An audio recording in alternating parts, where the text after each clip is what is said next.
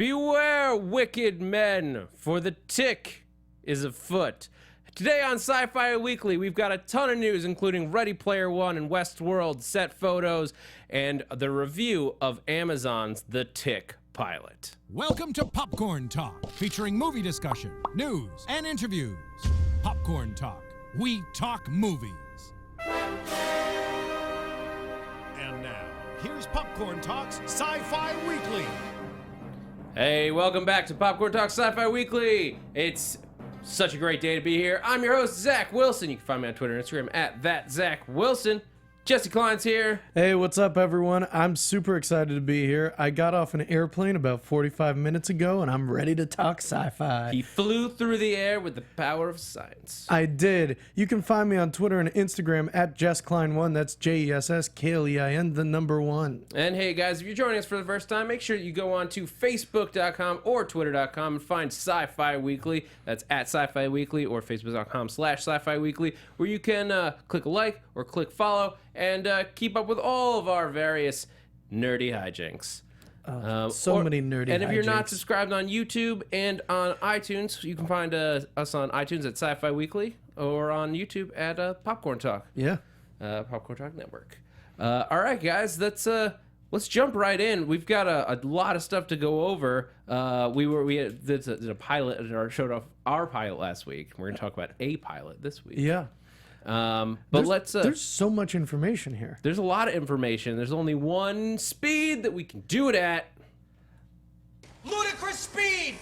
Go!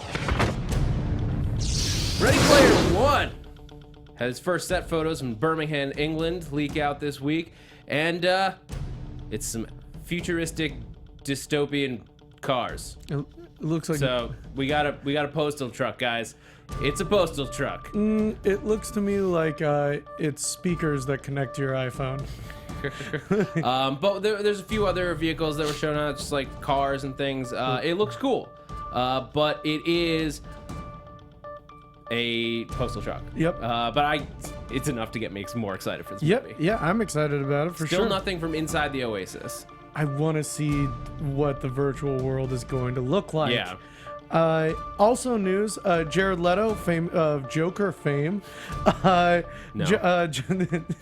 joins the cast of Blade Runner 2. That's a weird looking dude. He'd be a weird looking replicant, right? I buy it. I buy that Yeah. he's not human. Yeah. I thought he was a replicant before he was part of Blade Runner 2. The Blade Runner 2 also added a composer this week in Johan Johansson. Yep. Also a replicant. Nominated, he's a multi-Academy Award nominated composer, most recently for Sicario.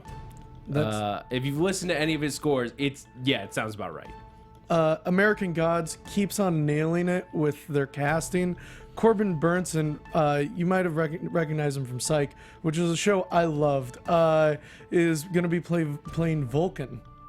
That works. Yeah. Crotchety dad. Crotchety dad, Yeah. crotchety Vulcan. Yep, I buy it. Yeah. Michael Pena is officially returning for Ant-Man and the Wasp in his role as Scott Lang's buddy, surprising absolutely no one. Yeah.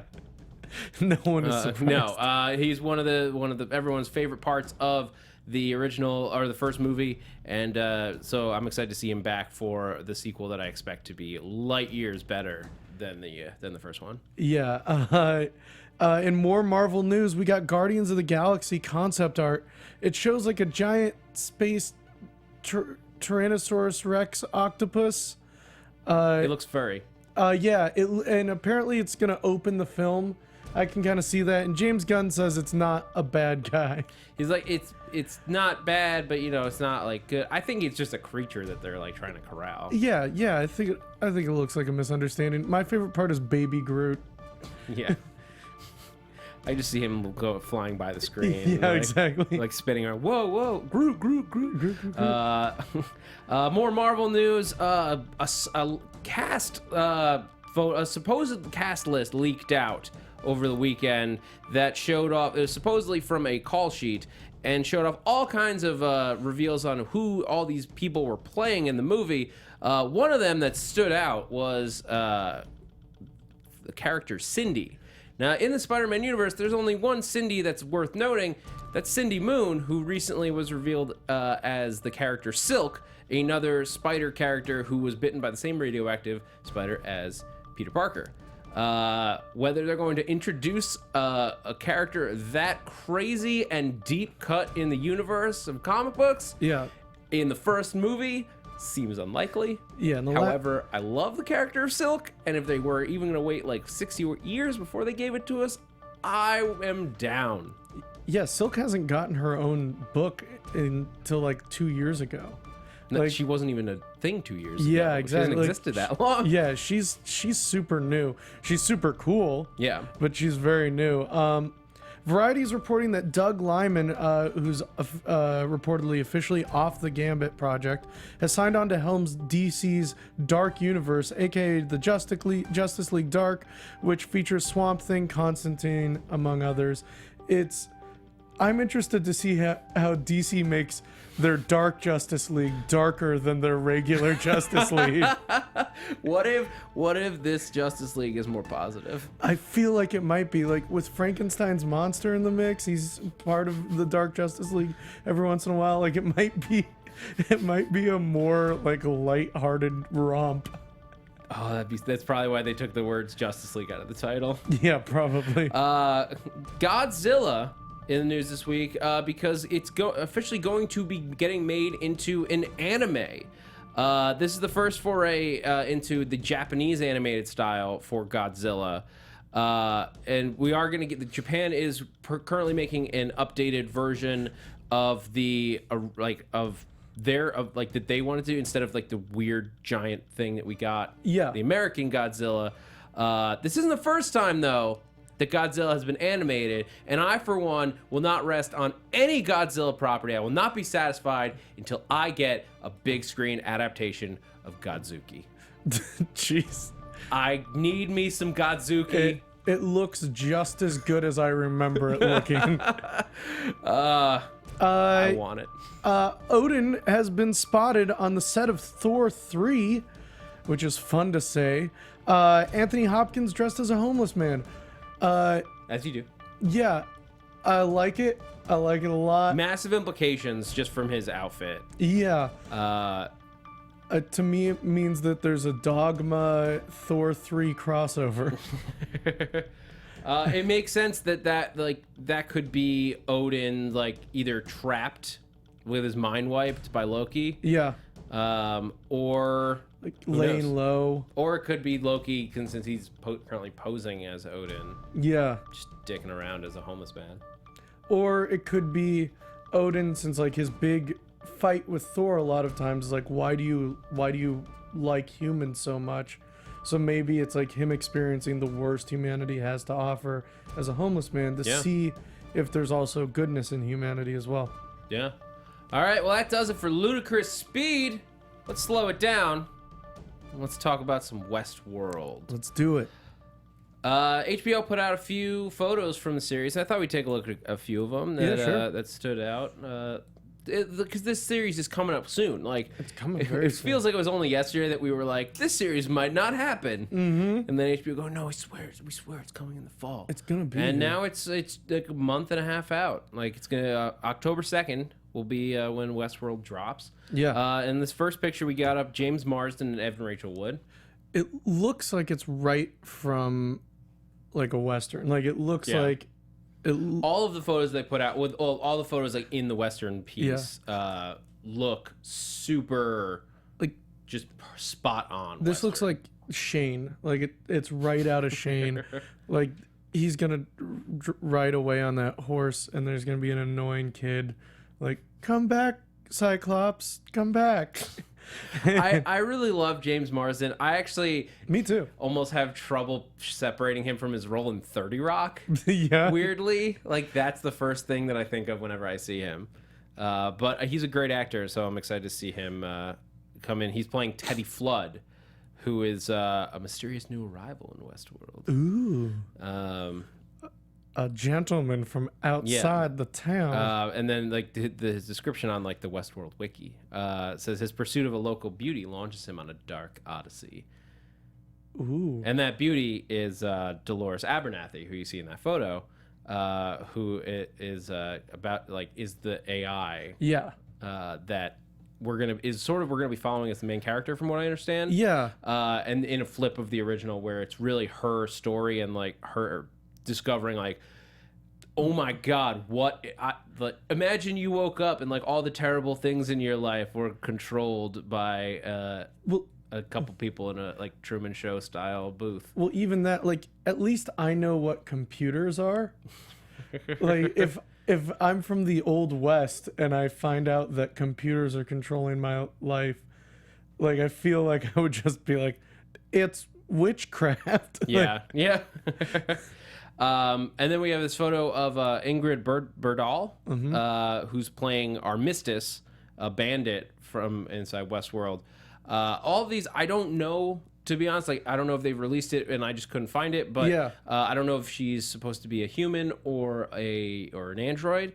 But what I thought was really interesting about this photo is that if you look closely on the side of her face and like neck, Yeah. there's almost like a tattoo type thing Or a brand. Yeah, which feels super non-Western. Yeah. Almost like punk. It's almost like cyberpunky.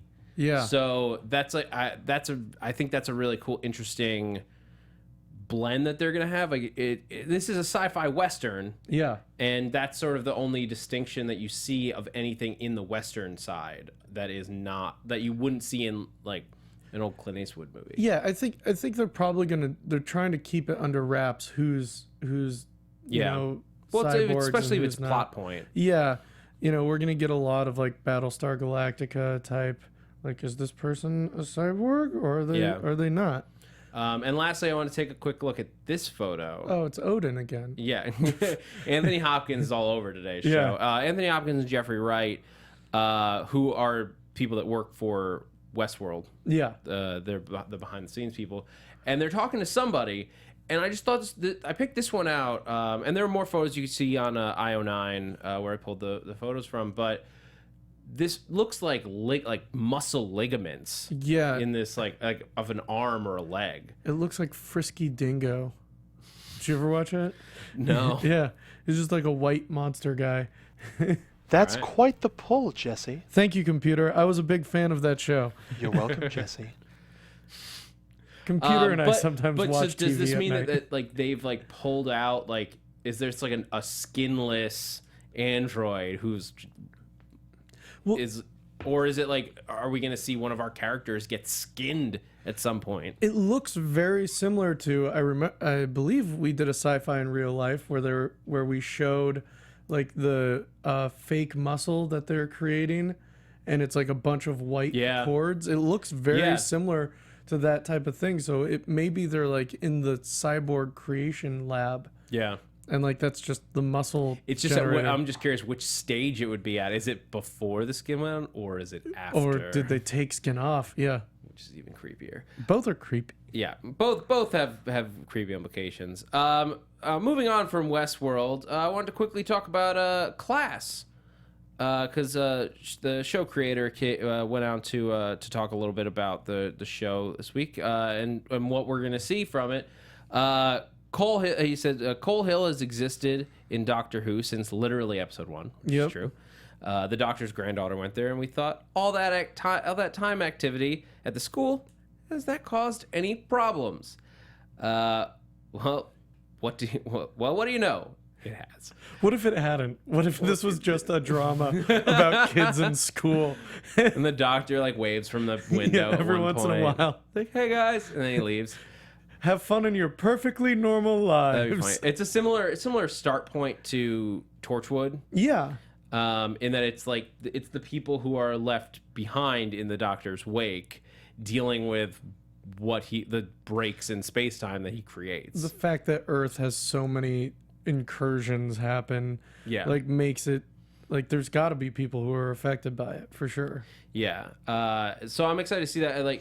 I don't think it's a problem that it's similar to the start point of Torchwood because it's a completely different setup. One thing that they say is that it is happenstance that puts these people at the center of things.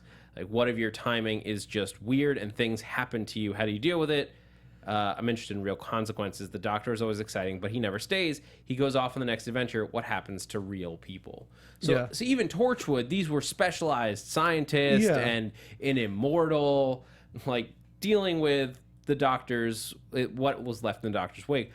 What about just people? Yeah, what about like human beings normies who don't get to travel with the Doctor? Yeah. Who don't have any kind of introduction. It's just we are students, and now there are monsters attacking us because the Doctor had his granddaughter enrolled here like 60 years ago. Yeah. Yeah, I think it's an interesting thing. I think it's important to point out that in our notes, center is spelled the British way, R-E. And I think it'll be cool exploring that universe. Like I think it's just a cool idea. Yeah. I'm very excited. With that, let's move on to sci-fi in real life. Yeah. This week, this is a weird one. This is a bit of a weirdie. Normally we talk about stuff that's coming towards the future, but this is going a little bit into the past. We're going to time travel a little bit. Because somebody, a drone journalist, Matthew Schroyer. He's a journalist who writes about drones, not a drone who is a journalist. Yes. Good distinction. We needed to make sure that that was clear. But he dug up an old patent that Nikola Tesla had for drones, for unmanned vehicles that could be controlled. What was the quote was controlled via a receiving circuit, both adjusted and rendered sensitive to the influence of waves or impulses emanating from a remote source. Yeah. He just described in 1898 remote controlled drones. Yeah. To give context, like the thermos hadn't been invented yet. Also, I think this is proof that Tesla is a time traveler. Yeah. Like this is for sure true. Although it is also proof that even if you travel back like well before the technology was invented and try to patent something, time will fix itself and you will not get anything. Well, his eyes got bigger than his stomach. He went back too far, like because the technology was too much. Like if he'd gone back to 1960 and tried to like create drones, he would have been more successful. Yeah. But he went back too far, and they're just like, no. We're gonna listen to the guy who electrocutes elephants. It almost sounds like he's out of the '60s because what he describes, like, let's take a look at a little bit of what he describes in his patent. Because he's talking about like ships and like vehicles that could be controlled remotely. The invention will be useful in many ways, carrying packages. You know, Amazon's working on that. Yeah. Establishing communication with inaccessible regions. I mean, now we have cell phones and satellite stuff, but if we didn't, it'd be a great start. A go-between. Yeah. And for killing or capturing whales or other animals of the sea. Yeah. So... Well, I mean, at the time, electricity was not very popular as a power source. It was not around as much. Like the main power source was whale oil. Like that was the huge that was what most people were using. Like that's how you lit your lanterns, that's how you got fire. Like it was important. So yeah. Screw those whales, we're sending robots at them. Whales, you're on notice. It's Nikola Tesla hates whales. Yeah, confirmed.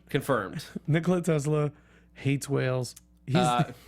He's the villain of the Star Trek but movies. It gets even weirder from there because he's talking about there are many scientific, engineering, or commercial purposes, but the great value of my invention will result from its effect upon warfare and armaments.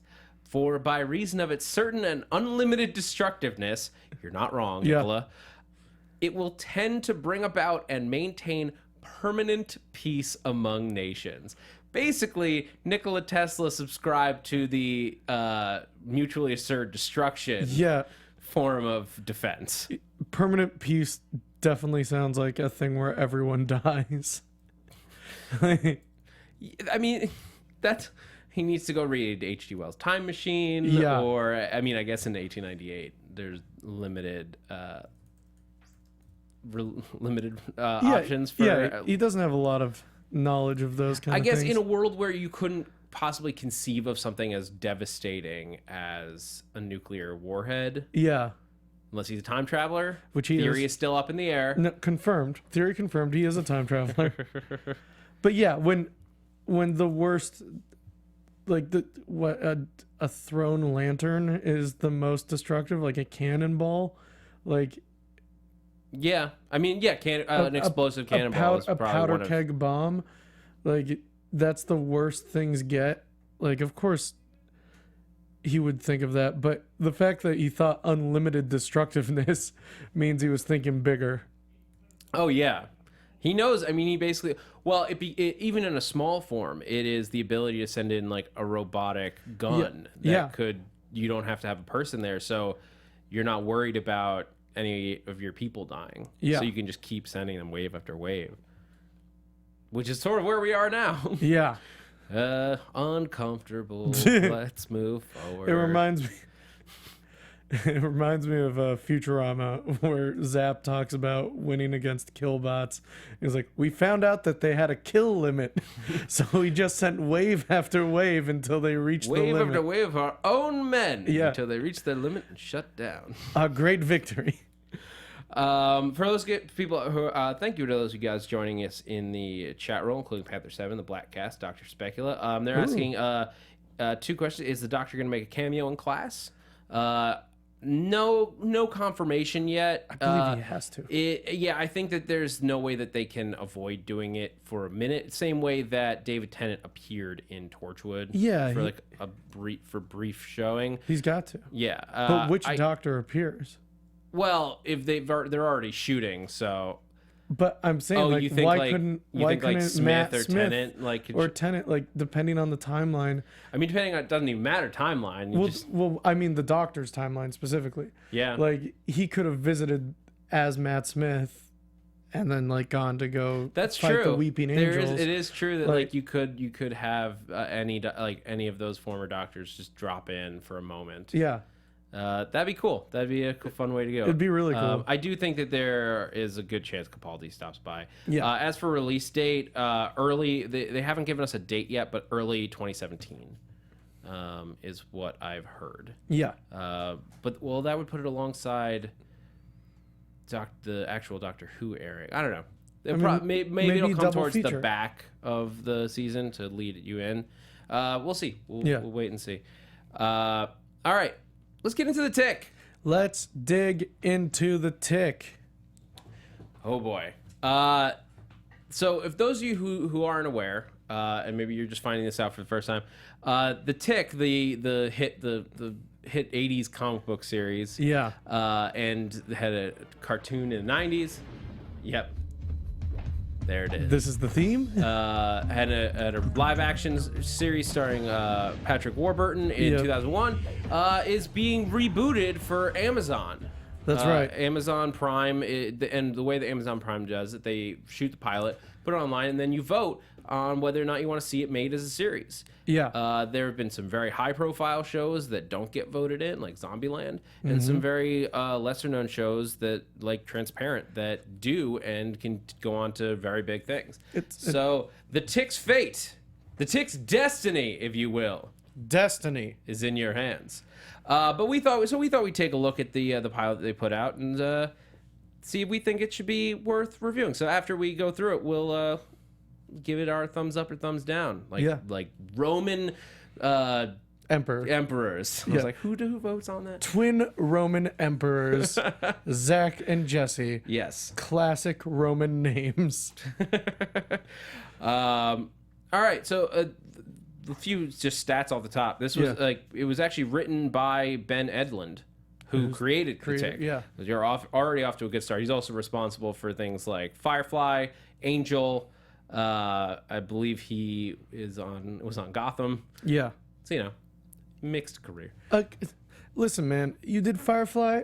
I'm on board. Yeah. So Jesse, just first thoughts off the top. What did you think of the pilot? I mean, while we were watching it, I could not stop smiling. Like, the writing style is so silly and so over the top and so fun. And, like, the casting is great. Peter Serafinowicz is one of my favorite comedians. And to see him kind of sink his teeth into this over-the-top, crazy role is tons of fun. it's a world that's really interesting. It's a world where it's like, you know, if superpowers make you like enhance the things that are the best about you, they can also enhance the things that are the dumbest about you, or like the silliest about you, or like other parts of your personality. Like it's not just like you're a heroic person.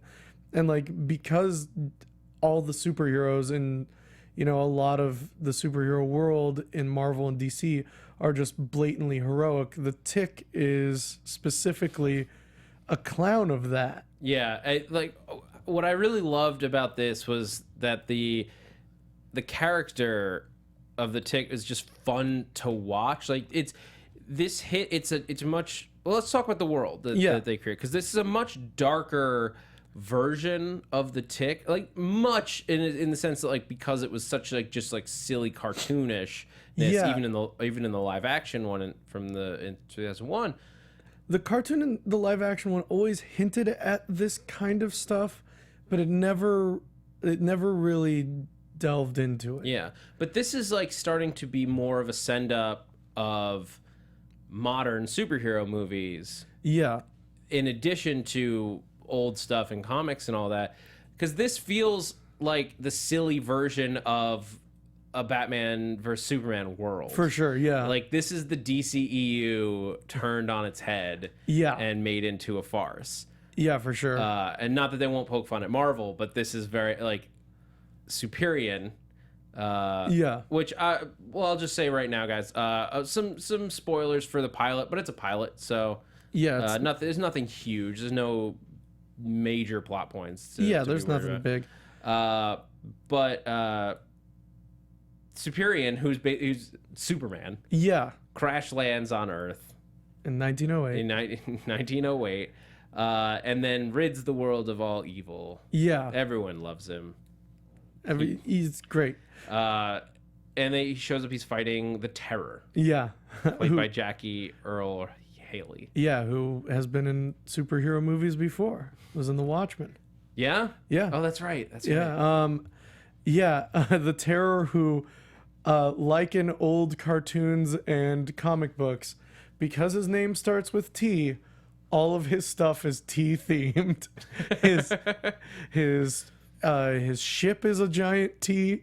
His mask is in the shape of a T. Like it's. Oh my God! It was. I didn't even notice that. That's brilliant. I was like, is this supposed to be like a Magneto mask? And I was like, no, it's a T.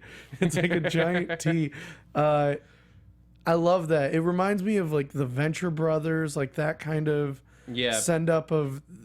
Like, Panther 7 is saying it has a very Deadpool quality to it. Yeah, Deadpool as well. It's a little. It's like it's different though. Like Deadpool is straight up calling out every trope. Yeah. This is just like the thing I liked about it is this sort of treated the superhero world as just like this is a fun world to make fun of and play in. Yeah. We don't even have to make fun of it really. It's just fun. It's like we can be silly here. It's a cartoon mirror of the superhero genre, which is fun. And at the same time, like they get into some very interesting and important issues as far as mental health goes, and like depression and PTSD. Like Arthur for sure is someone who's dealing with a lot of issues, and like seeing how much like having a mental health issue weighs on your family and weighs on the people who love you. Like that's, you see how Dot is really affected by him and his obsession. Yeah. And like, so at the same time, it's this really silly world. And I thought at first, like, is the Tick real? When we first, I was like, I wonder if he's just an expression of Arthur's heroic side. And I think that might be like, I think the Tick is real, but I also think that Arthur needs the Tick because it is an expression of who he wants to be. Do you think they're gonna play with the is he real? I don't think so, but I think that's definitely who the character represents in the cartoon and in the show. Like it was much more like, you know, the Tick being like, "Come on, wimp," and like Arthur being like, "I don't know," and like I feel like this is much more like Arthur seems to want to do the heroic thing and be a hero a lot more than he did in the other series. Like he seems more of a hero, but he just doesn't have it in him. And the Tick kind of represents what he just walked through bullets. The way that was the thing, bopped people on the head. With the Tick, like they start out the episode with him doing voiceover. Yeah. Like being our guide. So they made it sort of very clear the Tick is not, even though this is the Tick, it's sort of, he's not our main character. It's sort of Ferris Bueller style. Yeah, for sure. Where Cameron was really the main character. Yeah. What is it? Free flowing angel, or there's a term for this that I'm forgetting. I don't know. The wandering angel character. Yeah, sure. Is like Ferris Bueller, who just showed. Gotcha. I see what you're talking about. Yeah. He's, even though he's sort of the focus, the story and the Cameron's. arc is Cameron's. Just like the story and the arc here appears to be Arthur's. Yeah. And so we're gonna see it everything through his eyes, and the Tick just goes in. The way that Peter Serafinowicz plays him, and he has a major like bar to jump over. Yeah, for because sure. Patrick Warburton Was perfect. was phenomenal. Patrick Warburton was perfect, and Peter Serafinowicz knocks it out of the water. Like he does. Like, I can't say he is at all overshadowed Patrick Warburton in my head, but like he is doing a great job of standing on his own. Yeah, he's not doing a Warburton impression. Like it's not like he's doing the same version that Warburton is doing. Like he feels much more like 60s Batman. This Tick. Like he's a little bit. Yeah. Like if 60s 60s Batman had been about Superman instead. Yeah, basically like just the way he like speaks and the way he like talks about evil, like it seems very much like 60s Batman. It's almost, they're almost playing him like he's insane, which is what the comic books in the comic version he was an escaped mental patient. Yeah. Which totally lands for the way that they're doing this character. Yeah. Because he just, like, what if a well-intentioned like person who just wasn't right in the head actually had superpowers? Because that's what happens. Like, if you're crazy and you're like, I'm gonna go save the world, what happens if that person could actually do it? So he just strides in. I love the just shouting "wicked men" was like, wicked men, wicked men, beware. And but the way that even the choreography of that scene when he attacks the base is perfect, because he just flicks him away and he's got his chest out and head back, like, this is a blast. Yeah, I haven't a care in the world. It was no Daredevil corridor fight. Like it was like he's so not like hurt by anything. He's so not trained in any martial arts at all. He's just going around and basically just bopping people on the head. And like there was no martial arts, no beauty to it. It was just him walking through and pushing people away. What did you think of the costume?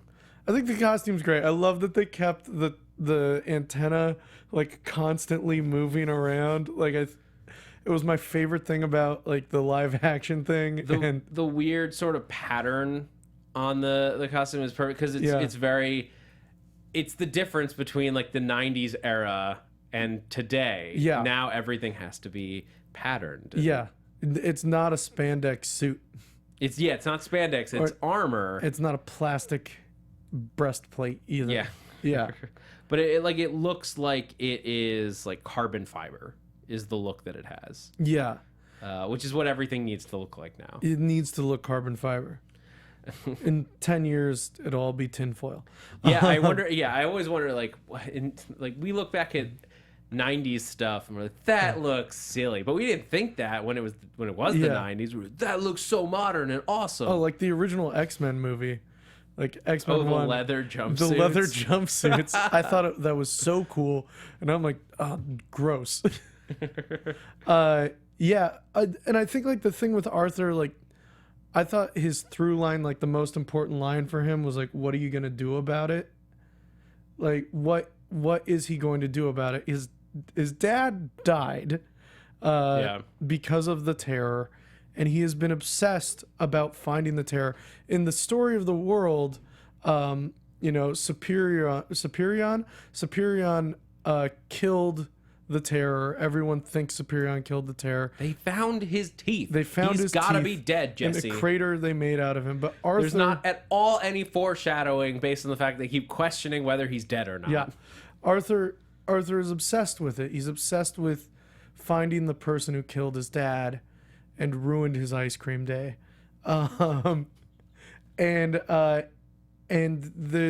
He wakes up from this drug. He gives himself some medication to kind of level himself out because he feels like he's losing it. And in this dream, the tick keeps on repeating, like, what are you going to do about it? What are you going to do about it? And I think that's important to understanding Arthur's character, where he doesn't have the strength, but he wants to do something about it. Regardless, he's not a superhero, but he wants to do something about it. Yeah. And then Destiny tempts him. Destiny slips her hand up their puppet holes.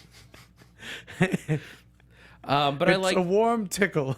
I like the idea that the tick is very much leaning on Destiny. Yeah. Well, that's his superpower. Yeah. As Destiny speaks to him. Well, and then the tick is speaking to Arthur, in his head. And that was what Panther was saying in the chat to the theory that he might be in Arthur's head. Yeah. Or that they might play with that idea at least. He was hearing him. Yeah. But the two of them are bound. The two of them are bound. I don't think the tick is in Arthur's head, but I think thematically he represents who Arthur wishes he was. I mean, the tick blew up a base of bad guys, and they talked about the guy in blue, but while Arthur was arrested and in a cell. No, wasn't Arthur asleep and on drugs? But I don't think. Listen, I don't think this is true. But you could say that he took those drugs and passed out, and then like his other persona manifested while he was passed out. And then he went and took them out. This is an interesting theory. We need to have this show made, guys. We do. We need to see where it goes. Well, we still haven't come to our decision. Let's keep going through. Whoopi Goldberg was fantastic. on Whoop. On Whoop. People are crazy. People be cray cray. Yeah. The other thing about this episode, it was very contained. Yeah. I mean, what Amazon, I'm sure, is building towards eventually is this is a binge show. Yeah. Like the way it ends was very cleanly leaning into an episode 2. Yeah. Where you're like, oh my, because it ends with the shot, and yeah, you're like, the story just changed. Yeah. But it very easily could have been, you very easily could have just clicked on episode 2. Yeah, for sure. Yeah. Written yet or made yet, but. So I think it has that good quality. They have yet to introduce any of the other superheroes from the world. Yeah. We saw the group of 3, one of them who's still alive, and I have to imagine he was left alive. We're going to meet him at some point. Yeah, without hands. Yeah, or just crushed hands. With crushed hands, yeah. Crushed hands, man. I don't know. But like the other kid, we have yet to meet Batman well. Oh, I love Batman Wello. I feel like they'll get Batman well in there. I kind of wanted the original casting. I forget that guy's name, that actor's name, but he always looks like he's wearing eyeliner, but it's just his eyes. His eyes are just smoky and deep. I know who you're talking about. He was Richard Alpert and Lost. Yeah, that was all I could think of. Yeah. And like Richard Alpert is not Jesse, his name. Are you referring to Nestor Carbonell? I am referring to Nestor Carbonell. He is a friend of the AfterBuzz TV network. Is he? Oh. He has been in several times. That's amazing. He's a good actor, and I think he could still be Batman well. Yeah. No, he gets. I mean, why not? Why couldn't it be an aged Batman well? Yeah. That'd be a really funny crossover. We have an aged Batman right now in the DC universe, so. To our theory, though, Blackcast says who I'm pretty sure is Kristian, says he's in for a Fight Club episode with the Tick and Arthur. I actually think that would be great if they played that as an episode, like around 2 or 3, where you spend the entire episode and Arthur thinks the Tick is just like another version of himself, and then by the end, the Tick totally just like knocks him across the room. And it's like, what? That would be amazing. Any favorite moments from this one? I mean, just from the pilot. I mean, for me, well, to get us started, like for some reason it was perfectly timed. After the fight scene where he fights all the dudes and when it's about to blow up, and you just hear the Tick yell from a distance, "Go tell it on the mountain." Yeah. My favorite one of his lines was, "I have the strength of 10 men, or 20 men. I have the strength of a crowded bus stop of men." Is perfect. And of course, wicked men. Yeah. But I'm excited to see. I think they've built a nice story with the terror. Yeah. That it's clearly going to build. That there's somewhere for it to go. I like that they're treating it like it's serious while still being extremely silly. Like, I think it's a really good direction. I will vote for it to get a full season. Yeah. I as well will cast my vote for this. Yeah. So if you're an Amazon Prime member, go to Amazon.com and vote for the Tick. Please do. And then get ready for next year when we have to vote for Buckaroo Banzai. Please do. This is going to be a real weird year on Amazon. It's going to be a great year on Amazon. Great year. And you guys, if you've seen the pilot for the Tick, let us know what you thought. Please do. Love it? I want to know what your favorite moment was from Tick, and I want to see it in the comments below. If you're on YouTube or if you're on Twitter, iTunes, all that, send it to us. Yeah. Speaking of iTunes, before we get to this week the mission assignment for next week, I want to give some shout outs. Oh, really? Because you guys that have been nice enough to leave us a review on iTunes, we really appreciate it. For those of you who haven't, take 5 seconds of your time. Go onto iTunes, his review. It's a great way. It helps people find this podcast because we're still fairly new. Yeah, we're just getting our legs. Yeah, we're just getting our legs underneath us. Yeah. We need the Tick-esque feat of strength. We do. We need that showing from you guys, our loyal listeners. We really appreciate it, and that's why we want to give shout outs as long as iTunes wants to cooperate via the internet with me. But let's do our mission assignment. Oh, are we not this week? We can't pull them up? In the meantime, okay. Our mission assignment. Computer, if you could cue the mission assignment. There it is. All right, so next week we're going to be talking about this summer in sci-fi. This summer has been filled with all kinds of crazy TV shows, tons of sci-fi movies, some of which were great, some of which were terrible. We want to know what your favorite was. What was your favorite piece of sci-fi from the summer? Was it TV show? Was it a TV show? Was it a movie? Was it a book? Was it a comic book? What was it? What was the thing that you will always remember as the summer of 2016 sci-fi thing? Yeah. We're gonna take a nostalgic look back through summer of 2016 with all of its blockbusters, all of the shows. Yeah. And that'll be fun. Anything that stands out to you, Jesse? Put on the spot right now. God, what stands out to me? Can you go first? Killjoys. Okay. For me, Killjoys, like it was the surprise hit for me of last summer, and this summer season 2 just elevated it to no end. Yeah. It has kept getting better and better as the show goes on, and weirdly proved was a show that I thought was going to be just a silly, like, fun joke of a series, and turned into some serious dark sci-fi that is just fun to watch with every episode. Yeah, and I was just talking to you about this, but I've been reading. I just caught up with the all new X-Men, and I know this is Marvel news, but still sci-fi. X-Men Mutants. I really like the direction they're taking them. I think the new class the new old class has some really interesting stories and some interesting kind of parallel stories to what's going on in the world right now. I highly recommend it. It's really fun, but also can get into some deep stuff. Yeah, I mean, it's a great series. I read a lot of those issues. And Yeah. It's definitely worth a check out. Sorry, iTunes listeners. Next week we will read Next all week your there reviews. will be a ton of reviews. A crowded bus stop. By which I mean a few. But make it a ton, guys. Go on to iTunes, hit us up. Be sure to like us on Facebook or follow us on Twitter. You guys can find me on Twitter, Instagram, YouTube, all those places at that Zach Wilson, ThatZachWilson. Jess Klein. You can find me on Twitter and Instagram at JessKlein1. That's JessKlein, the number 1. I mostly tweet either about this show or comedy stuff. Yeah, those are good things. Yeah.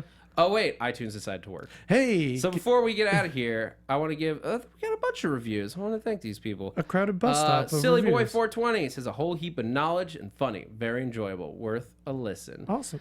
Darth Baca says, I think you guys are doing a great job and love.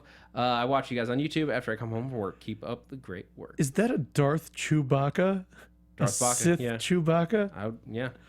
Captain Travis, I just listened to all the episodes so far and I've enjoyed every minute. It's the perfect listen for anyone who likes sci-fi. That's with an I, not a Y. Learn the difference. Please. CV channel. Makes my time at work go by faster. And we got a few more that I'm going to save for next week. Next week. But thank you to Langley and Crazy Charlie. We will shout you guys out next week. Guys, until next week, this has been Sci-Fi Weekly. And thanks for geeking out with us. From producers Maria Menounos, Kevin Undergaro, Phil Svitek, and the entire Popcorn Talk Network, we would like to thank you for tuning in. For questions or comments, be sure to visit popcorntalk.com.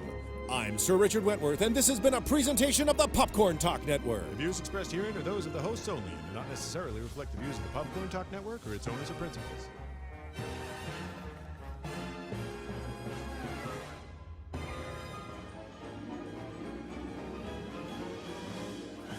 My God, it's full of stars.